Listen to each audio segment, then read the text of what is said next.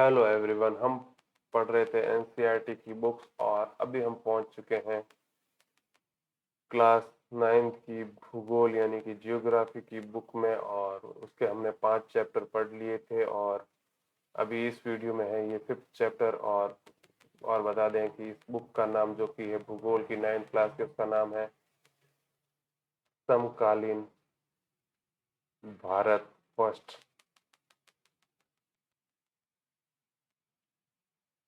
इसमें 6th chapter का नाम है जनसंख्या। क्या आप मानव रहित विश्व की कल्पना कर सकते हैं? संसाधनों का उपयोग एवं सामाजिक तथा सांस्कृतिक वातावरण का निर्माण कौन करता है? समाज एवं अर्थव्यवस्था के विकास में मानव का महत्वपूर्ण योगदान होता है। मानव संसाधनों का निर्माण एवं उपयोग तो करते ही हैं, वे स्वयं भी विभिन्न गुणों वाले संसाधन होते हैं। कोयला तब तक चट्टान का एक टुकड़ा था जब तक कि मानव ने उसे प्राप्त करने की तकनीक का आविष्कार करके उसे एक संसाधन नहीं बनाया। प्राकृतिक घटनाएं जैसे बाढ़ या सुनामी जब किसी घनी आबादी वाले गांव या शहर को प्रभावित करते हैं तो भी वो आपदा बनते हैं। इसलिए सामाजिक अध्ययन से में जनसंख्या एक आधारित तत्व है। यह एक संदर्भ बिंदु है जिसके दूसरे तत्वों का अवलोकन किया जाता है तथा इसके अर्थ का महत्व ज्ञात किए जाते हैं। संसाधन आपदा विनाश का अर्थ केवल मानव के लिए ही महत्वपूर्ण है। उसकी संख्या, वितरण, वृद्धि एवं विशेषताएं या गुण पर्यावरण के सभी स्वरूपों को समझने तथा उसकी विवेचना करने के लिए मूल पृष्ठभूमि प्रदान करते हैं। मानव पृथ्वी के संसाधनों का उत्पादन एवं उपयोग करता है, इसलिए यह जानना आवश्यक है कि एक देश में कितने लोग निवास करते हैं, वे क्या, कहाँ व एवं कैसे रहते हैं, उनकी संख्याओं में वृद्धि क्यों हो रही है तथा उनकी कौन कौन सी विशेषताएं हैं। भारतीय जनगणना हमारे देश की जनगणना में संबंधित जनसंख्या से संबंधित जानकारी हमें प्रदान करती है। सबसे पहले हम जनसंख्या से संबंधित 3 प्रमुख प्रश्नों पर विचार करेंगे। पहला है जनसंख्या का आकार एवं वितरण। लोगों की संख्या कितनी है तथा वे कहाँ निवास करते हैं। दूसरा है जनसंख्या वृद्धि एवं जनसंख्या परिवर्तन की प्रक्रिया। समय के साथ जनसंख्या की में वृद्धि एवं उसमें परिवर्तन कैसे हुआ। तीसरा है जनसंख्या के गुण एवं विशेषताएं, उनकी उम्र, लिंगानुपात, साक्षरता स्तर, व्यावसायिक संरचना तथा स्वास्थ्य की अवस्था क्या है। जनसंख्या का आकार एवं वितरण।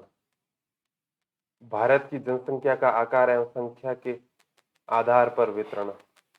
मार्च 2011 तक भारत की जनसंख्या 12.106 लाख थी, जो कि विश्व की कुल जनसंख्या का 17.5% थी। ये है पॉइंट नहीं, 12,106 लाख, जो कि 17.5% थी। यह 12.1 करोड़ लोग भारत के 32.8 लाख वर्ग किलोमीटर विश्व के भूस्थलीय भूभाग का 2.4% के विशाल क्षेत्र के असमान रूप से वितरित हुए हैं। फिर है जनगणना क्या होती है। एक निश्चित समय अंतराल में जनसंख्या की आधिकारिक गणना जनगणना कहलाती है। भारत में सबसे पहले 1872 में जनगणना की गई थी। हालांकि 1881 में पहली बार एक संपूर्ण जनगणना की जा सकी। उसी समय से प्रत्येक 10 वर्ष तक पर जनगणना होती है। भारतीय जनगणना जनसांख्यिकी, सामाजिक एवं आर्थिक आंकड़ों का सबसे वृहद स्रोत है। क्या आपने कभी जनगणना रिपोर्ट देखी है? आप अपने पुस्तकालय में इसे देख सकते हैं। फिर है ये चित्र जिसमें है विश्व के क्षेत्रफल एवं जनसंख्या में भारत का भाग। तो ये है जनसंख्या में पूरी विश्व की जनसंख्या अगर ये है तो उसमें से ये इतना भाग है जो भारत की जनसंख्या 17.5% है। और क्षेत्रफल के हिसाब से देखें तो जनसंख्या के मुकाबले क्षेत्रफल बहुत कम है, जो कि सिर्फ 2.4% का भाग ही भारत का है। फिर है 2011 की जनगणना के अनुसार देश की सबसे अधिक जनसंख्या वाला राज्य उत्तर प्रदेश और है, जहां की कुल आबादी 1990 लाख, मतलब 19.90 करोड़ उत्तर प्रदेश के देश की कुल जनसंख्या का 16% हिस्सा निवास करता है। और दूसरी ओर हिमालय क्षेत्र में राज्य सिक्किम की आबादी केवल 6 लाख, यह है 1990 लाख और यह है ओनली 6 लाख, तथा लक्षद्वीप में केवल 64,000 से 829,000 लोग निवास करते हैं। भारत की जनसंख्या आधी आबादी केवल 5 राज्यों में निवास करती है। ये राज्य हैं उत्तर प्रदेश, महाराष्ट्र, बिहार, पश्चिम बंगाल एवं आंध्र प्रदेश।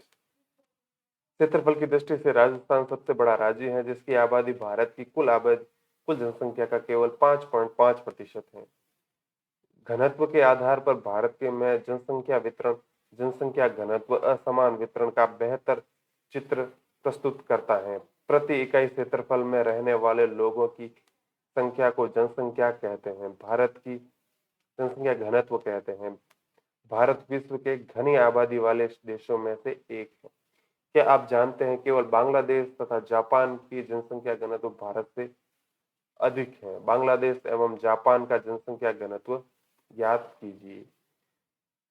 2011 में भारत का जनसंख्या घनत्व 382 व्यक्ति प्रति वर्ग किलोमीटर था, जहां बिहार की जनसंख्या घनत्व 1102 व्यक्ति प्रति किलोमीटर, वहीं अरुणाचल प्रदेश में यह 17 व्यक्ति प्रति वर्ग किलोमीटर है। चित्र 6.3 राज्य स्तरीय जनसंख्या घनत्व के असमान वितरण को दर्शाता है। तो घनत्व को दर्शाने वाला यह है जनसंख्या वितरण। तो सबसे कम ये है जो राज्य एवं अन्य राज्य एवं केंद्र शासित प्रदेश 2%, बाकी सभी राज्यों के ये दिए गए हैं। उत्तराखंड का 1% है। सबसे ज्यादा जनसंख्या है 16% उत्तर प्रदेश की। उसके बाद महाराष्ट्र, बिहार और पश्चिम बंगाल और आंध्र प्रदेश, इन 16 + 9 + 9 + 8 + 7 करें तो ये मोर देन 50% हो जाता है, लगभग 50% हो जाता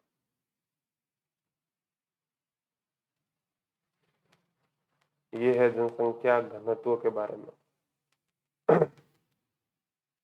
तो ये है जो ग्रीन से है उसमें है 150, मतलब 250 से कम। फिर है जैसे जैसे रेड की तरफ जा रहा है वहां पे जनसंख्या घनत्व बढ़ता जा रहा है। तो ये है ग्रीन और ये है सबसे रेड, बिहार, बंगाल।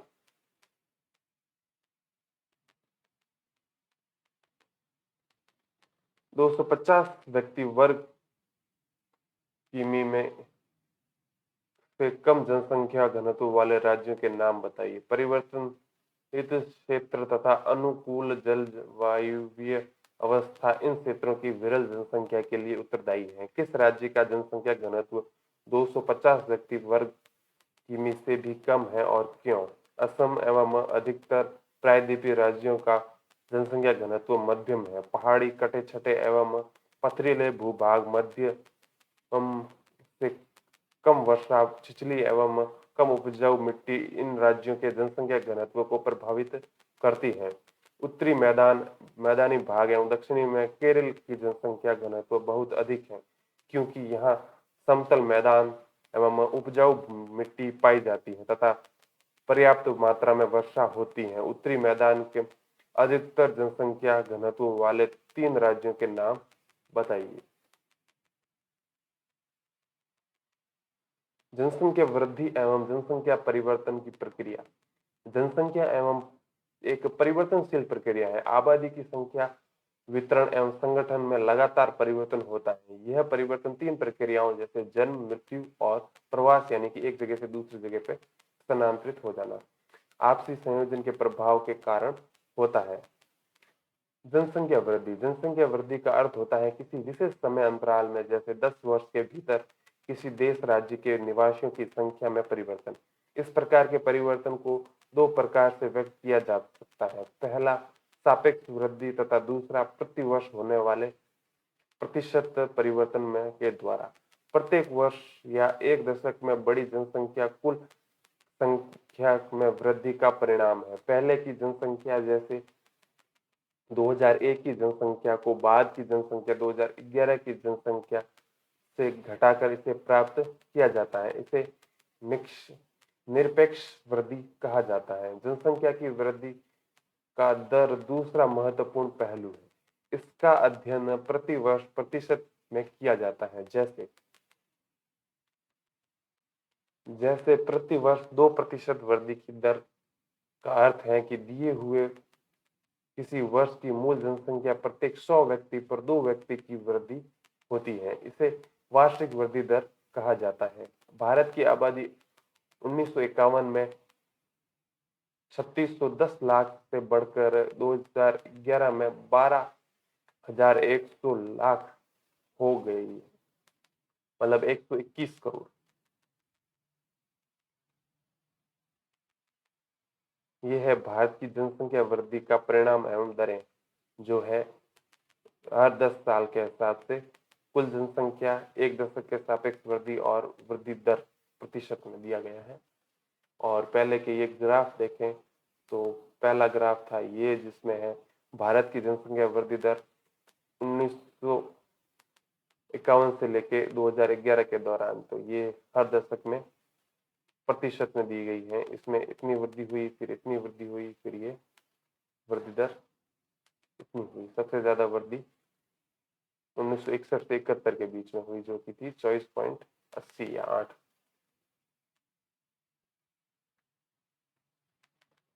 और भारत की कुल जनसंख्या देखें 1901 से लेकर 2011 तक लगभग कह सकते हैं 110 साल के अंदर।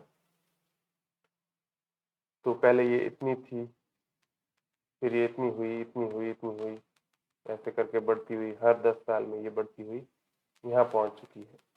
तो वो 17 पॉइंट जो परसेंट था वो है, इससे इसमें ये 17% की वृद्धि हुई। और जो सबसे ज्यादा वृद्धि थी 1961 से लेकर 71 के बीच में जो 24.8 वृद्धि थी, तो ये इससे लेके यहाँ तक बढ़ने में उसको 24.8 की प्रतिशत वृद्धि हुई। और ये उसी आंकड़े को टेबल के रूप में दर्शाया गया है। सारणी 6.1 एवं चित्र 6.4 और 6.4 ब दर्शाते हैं कि 1951 से लेकर 1981 तक जनसंख्या की वार्षिक वृद्धि दर नियमित रूप से बढ़ रही है। यह जनसंख्या की तीव्र वृद्धि की व्याख्या करता है, जो 1951 से लेकर में 3610 लाख मतलब 36 करोड़ के लगभग से लेके 1981 में 68.30 करोड़ कह सकते हैं हो गई। किंतु 1981 में वृद्धि दर धीरे धीरे कम होने लगी। इस दौरान जन्म दर में तेजी से कमी आई। फिर भी केवल 1990 में कुल जनसंख्या के 1820 लाख की वृद्धि हुई है। इतनी बड़ी वार्षिक वृद्धि इससे पहले कभी नहीं हुई। इस पर ध्यान देना आवश्यक है कि भारत की आबादी बहुत अधिक है। जब विशाल जनसंख्या में कम वार्षिक दर लगाया जाता है तब उसमें सापेक्ष वृद्धि बहुत अधिक होती है। जब 10 करोड़ जनसंख्या में न्यूनतम दर से भी वृद्धि होती है तब भी जुड़ने वाले लोगों की कुछ संख्या बहुत अधिक होती है। भारत की वर्तमान जनसंख्या में वार्षिक वृद्धि संसाधनों एवं पर्यावरण के संरक्षण को सक्रिय करने के लिए पर्याप्त है। वृद्धि दर में कमी जन्म दर नियंत्रण के लिए किए जा रहे प्रयासों की सफलता को प्रदर्शित करता है। इसके बावजूद जनसंख्या की वृद्धि जारी है तथा 2045 तक भारत चीन को पीछे छोड़ते हुए विश्व के सबसे अधिक आबादी वाला देश बन सकता है। जनसंख्या वृद्धि परिवर्तन की प्रक्रिया। जनसंख्या में होने वाली परिवर्तनों की 3 प्रमुख प्रक्रिया जन्म, मृत्यु दर एवं प्रवास। जन्म दर एवं मृत्यु दर के बीच का अंतर जनसंख्या की प्राकृतिक वृद्धि है। एक वर्ष के प्रति 1000 व्यक्तियों में जितने व्यक्ति बच्चों का जन्म होता है, जीवित बच्चों का जन्म होता है, उसे जन्म दर कहते हैं। और यह वृद्धि का एक प्रमुख घटक हैं, क्योंकि भारत में हमेशा जन्म दर मृत्यु दर से अधिक रहा है। एक वर्ष में प्रति 1000 व्यक्तियों के मरने वालों की संख्या को मृत्यु दर कहा जाता है। मृत्यु दर में तेज गिरावट भारत की जनसंख्या में वृद्धि दर का प्रमुख कारण है। 1980 तक उच्च जन्म दर एवं मृत्यु दर में लगातार गिरावट के कारण जन्म दर तथा मृत्यु दर में काफी बड़ा अंतर आ गया है। इसके कारण जनसंख्या वृद्धि दर अधिक हो गई है। 1981 में धीरे धीरे जन्म दर में भी गिरावट आनी शुरू हुई है, जिसके परिणाम स्वरूप जनसंख्या वृद्धि दर में भी गिरावट आई है। इस प्रकार के चलन का क्या कारण है? जनसंख्या वृद्धि का तीसरा घटक है प्रवास। लोगों का एक क्षेत्र से दूसरे क्षेत्र में चले जाने को प्रवास कहते हैं। प्रवास आंतरिक देश के भीतर या अंतर्राष्ट्रीय देशों के बीच हो सकता है। आंतरिक प्रवास जनसंख्या के आकार में कोई परिवर्तन नहीं लाता, लेकिन यह एक देश के भीतर जनसंख्या के वितरण को प्रभावित करता है। जनसंख्या वितरण एक उसके घटकों को परिवर्तन करने में प्रवास की महत्वपूर्ण भूमिका होती है। भारत में अधिकतर प्रवास ग्रामीण से शहरी क्षेत्रों की ओर होता है, क्योंकि ग्रामीण क्षेत्रों में अपकर्षण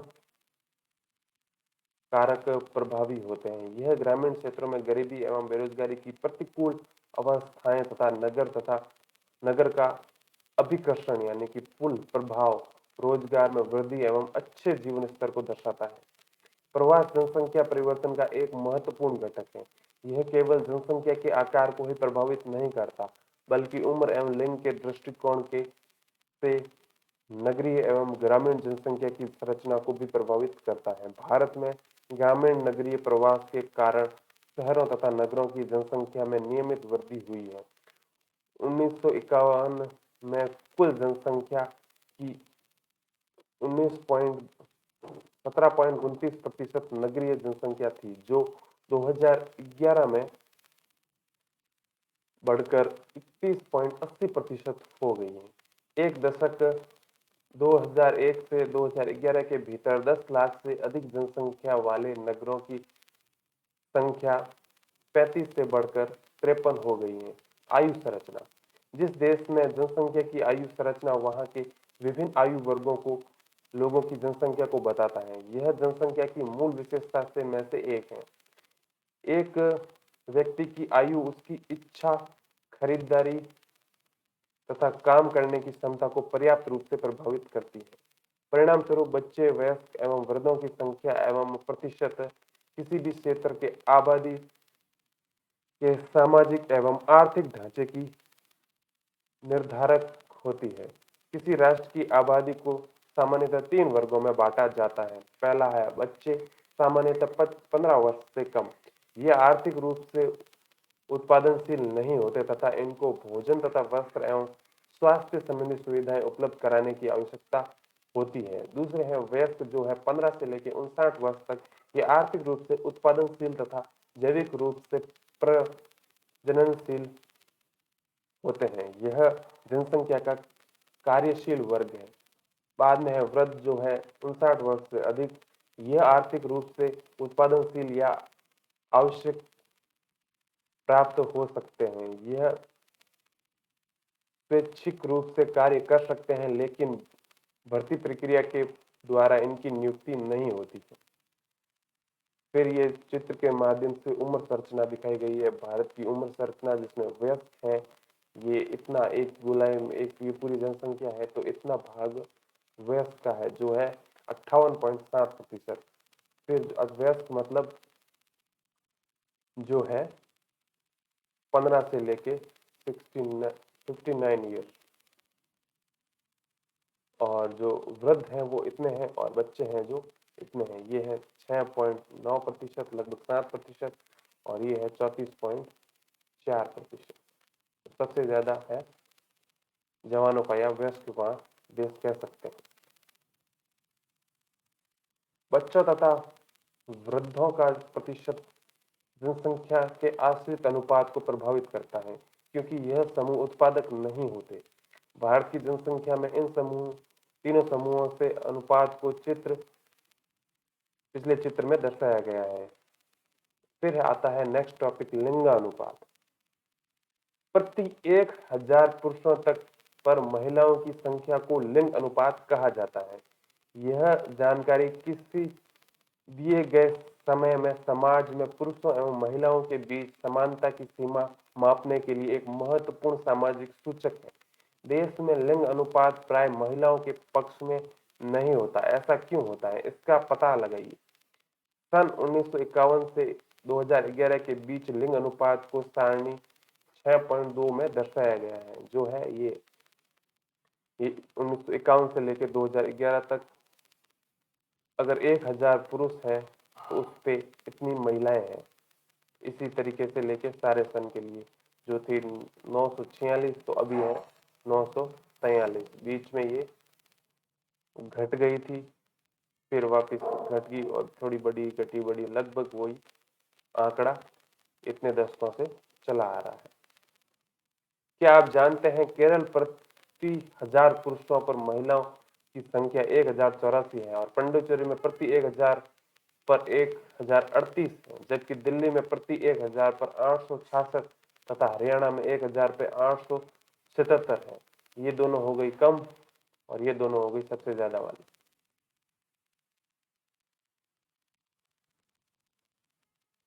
फिर है साक्षरता दर। साक्षरता किसी जनसंख्या का बहुत ही महत्वपूर्ण गुण है।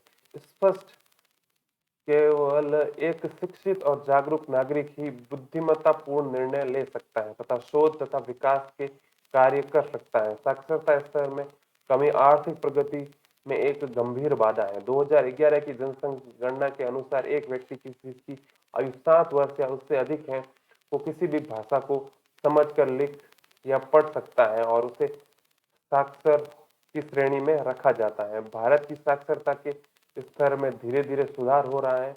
2011 की जनगणना के अनुसार देश की साक्षरता दर 73% है, जिसमें पुरुषों की साक्षरता है 80.9% तथा महिलाओं की है 64.6%। साक्षरता दरों में इस प्रकार का अंतर क्यों है? व्यवसायिक संरचना आर्थिक रूप से क्रियाशील जनसंख्या में प्रतिशत विकास का एक महत्वपूर्ण सूचक होता है। विभिन्न प्रकार के व्यवसायों के अनुसार किए गए जनसंख्या के वितरण को व्यवसायिक संरचना कहा जाता है। किसी भी देश में विभिन्न व्यवसायों को करने वाले भिन्न भिन्न लोग जो होते हैं, जैसे व्यवसायों की सामान्यतः प्राथमिक, द्वितीयक एवं तृतीयक श्रेणी के वर्गीकृत किया जाता है। तो प्राथमिक में कौन कौन से आते हैं? तो प्राथमिक है, इनमें कृषि, पशुपालन, वनोरोपण, वृक्षारोपण एवं मछली पालन तथा खनन आदि क्रियाएं शामिल है। फिर है द्वितीयक में आते हैं क्रियाकलापों में उत्पादन करने वाले उद्योग, भवन एवं निर्माण कार्य। और तृतीयक होते हैं क्रियाकलापों में परिवहन, संचार, वाणिज्य, प्रशासन एवं सेवाएं। तो ये होगी सर्विस क्लास, ये हो गई बिजनेस क्लास और ये हो गई जो कृषक वगैरह उत्पादक क्लास। बिजनेस मीन्स बिजनेस में कहेंगे उद्योग क्लास। विकसित एवं विकासशील देशों में विभिन्न क्रियाकलापों में कार्य करने वाले लोगों का अनुपात अलग अलग होता है। विकसित देश में द्वितीयक एवं तृतीयक क्रियाकलापों में कार्य करने वाले लोगों की संख्या का अनुपात अधिक होता है।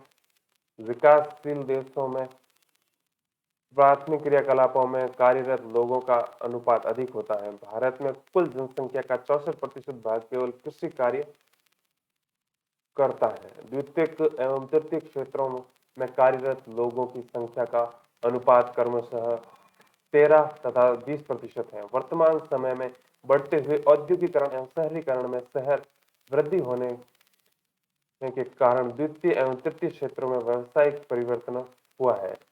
फिर है अगला है स्वास्थ्य। स्वास्थ्य जनसंख्या की संरचना की एक महत्वपूर्ण घटक है,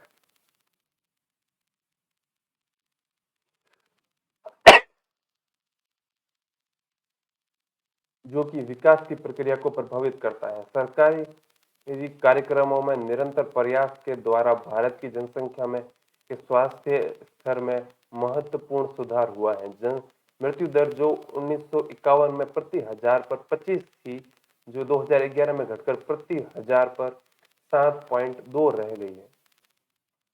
औसत आयु जो कि 1951 में 36.7 वर्ष थी, जो बढ़कर 2012 में 67.9 वर्ष हो गई है।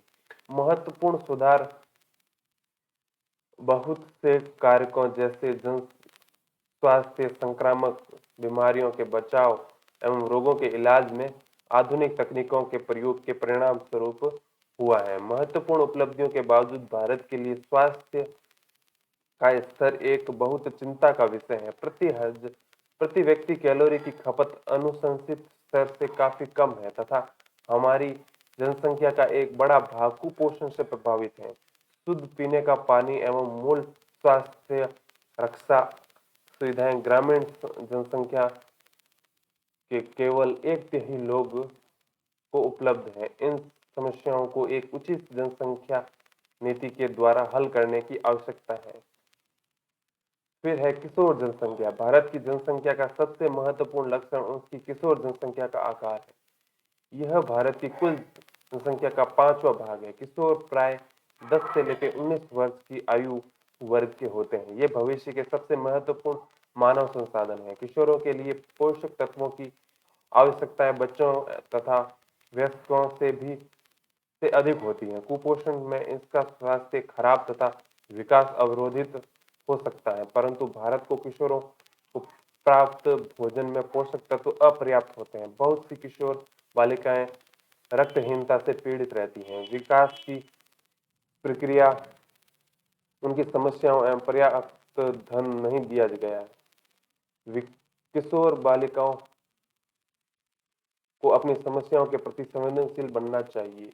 शिक्षा के प्रसार एवं उसमें सुधार के द्वारा इसमें इन समस्याओं के प्रति जागरूकता बढ़ाई जा सकती है।